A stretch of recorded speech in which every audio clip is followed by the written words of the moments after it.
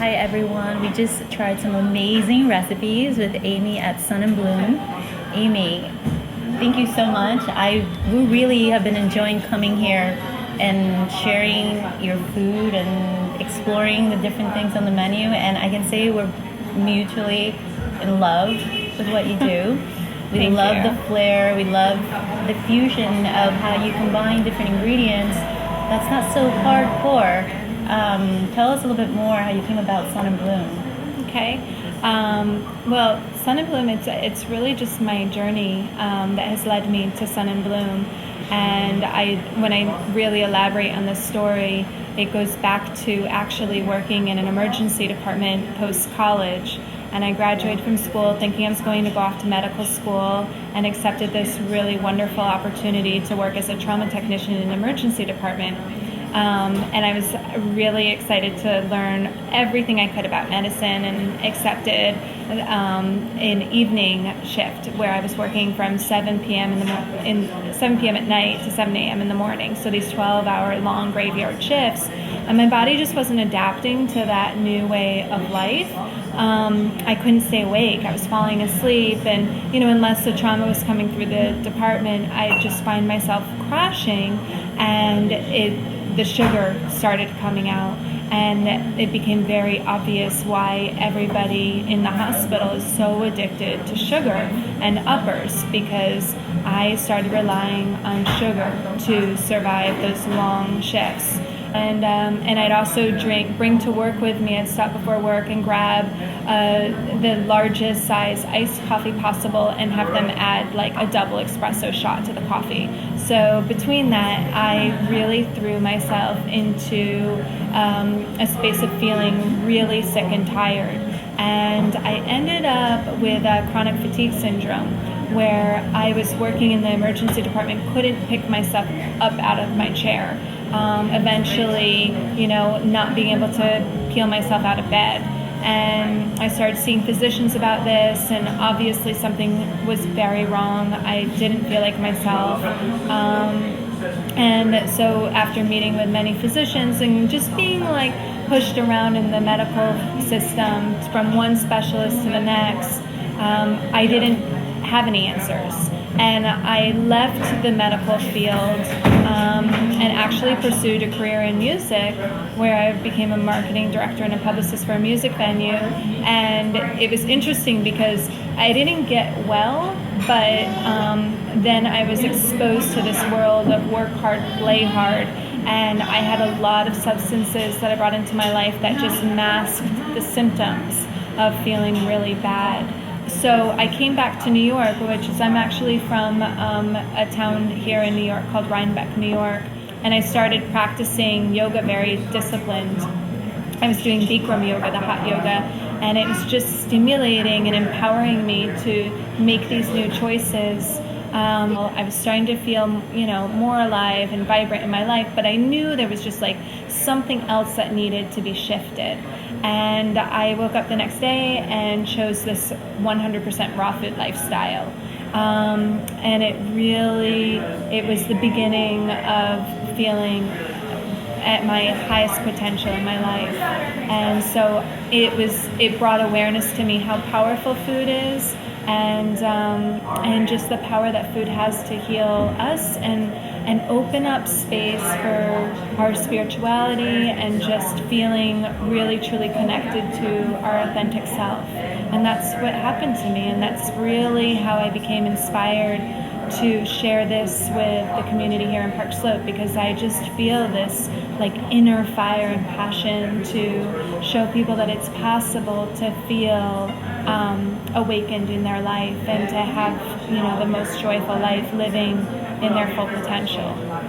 I really love your story. Thank you for being so intimate with us. I think what we're also trying to convey, and thank you for touching on that point, is lifestyle choices. With you, it began with yoga, whereas for some of us started with food or somewhere else. And I think that's really wonderful that it all evolved to this. I see it, and I think it's amazing. Park Slope is an amazing neighborhood in Brooklyn. It's probably one of the best, right?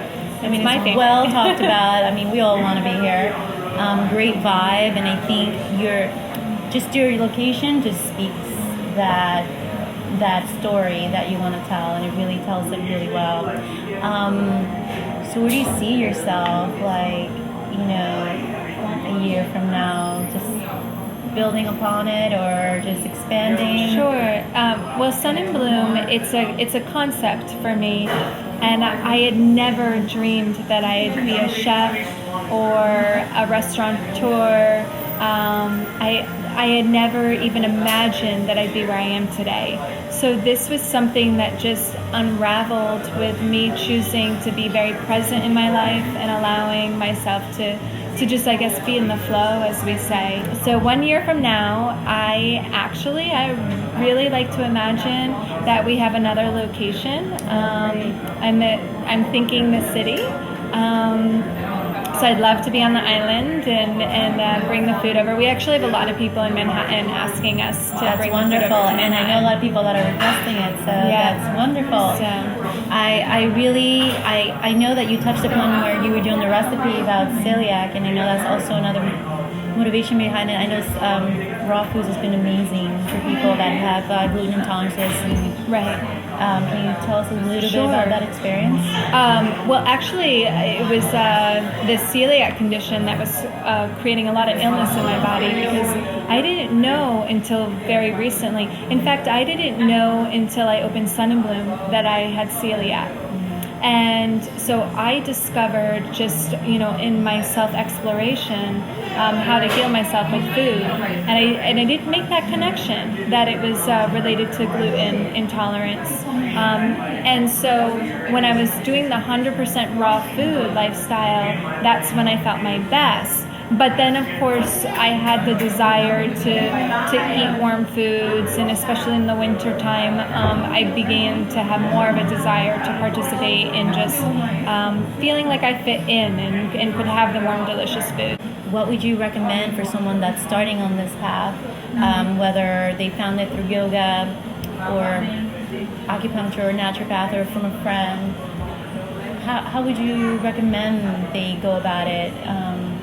I know that less is more and simple, like your recipes are really simple, but not to make it so that it's stressful, less.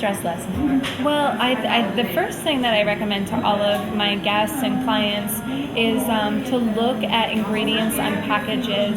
And if you see an ingredient on a package that you're not familiar with or you don't recognize, then it's probably something you don't want to put in your body. And then to just focus on bringing in more leafy green vegetables, like any kind of vegetable, going to the local farmer markets and grabbing things that you don't even know what they are and have never experimented with. And then they're just like really a variety of ways that you can prep vegetables. You could steam them, roast them, or try them raw. So just to start to experiment, like throw them in the oven, roast them, peel them, dice them, julienne them, and throw them into salads, and just find whatever is most delicious to you. But once you bring in really nourishing foods to your lifestyle, it crowds out the food that isn't so nourishing. And then eventually you'll just find your way and what works best for you. I also really recommend that people just start to play with the idea of detoxes and cleanses. I think that was a really powerful catalyst for my healing, is that I actually made some really big, profound shifts when I did some detox programs. And it was like doing an elimination diet. So you're actually taking, things out of your diet, and then you start to put things back into your diet one at a time. And it allows you the opportunity to be aware of how the food is affecting you. Yeah. That's great. Aimee, thank you again. I love what you're doing here, and I think I've told you a million times, because we are really enjoying your food very much. Thank you. Thank you for this time, for opening up your doors to us, and Thank you. yeah, Thank you. Thanks so much.